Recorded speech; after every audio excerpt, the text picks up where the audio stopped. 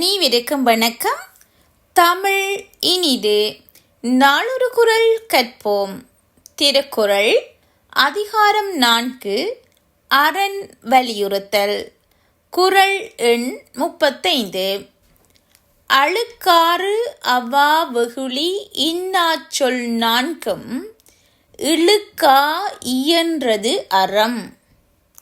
இதன் பொருள், பிறர் மேன்மை கண்டு பொறாமை, புலன்கள் போகும் வழி செல்லும் ஆசை, இவை தடைப்படும் போது வரும் கோபம், கோபத்தில் பிறக்கும் தீய சொல் என்னும் இந்த 4ஐயும் விலக்கி தொடர்ந்து செய்யப்படுவதுதான் அறம். மீண்டும் குறள். அழுக்காறு அவா வெகுளி இன்னாச் சொல் நான்கும் இழுக்கா இயன்றது அறம். நன்றி. வெனிதாமதி வரதராஜா.